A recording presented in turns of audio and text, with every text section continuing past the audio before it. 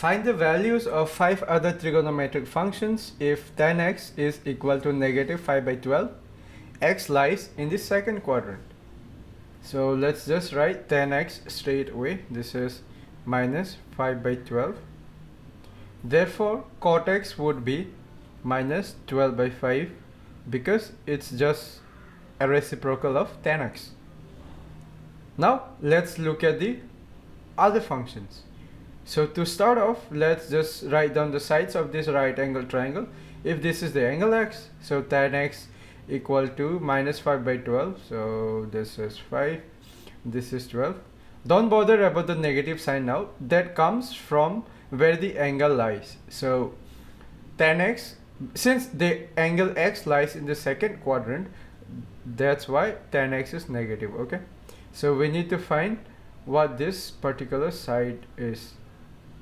Let's just call it A. So by Pythagoras theorem,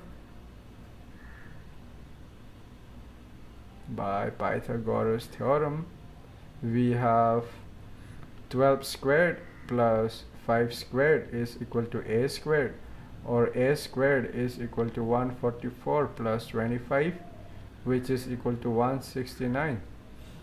Therefore A squared is equal to 169, or A is equal to plus or minus square root of 169, or A is equal to plus or minus 13. So A would be equal to 13. Why not negative 13? That's because we are writing as of now the side of a triangle, in this case the hypotenuse, so the length cannot be negative value. Okay, now let's find the other functions.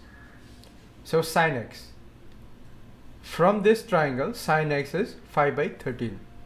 So the value is 5 by 13, the magnitude is 5 by 13, and since x lies in the second quadrant, all functions sine, tan and cos, they are positive. So A, S, T, C.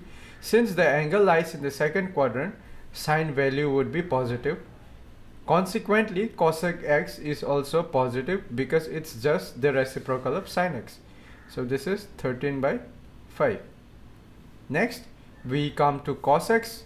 So cos x is 12 by 13. That's the magnitude.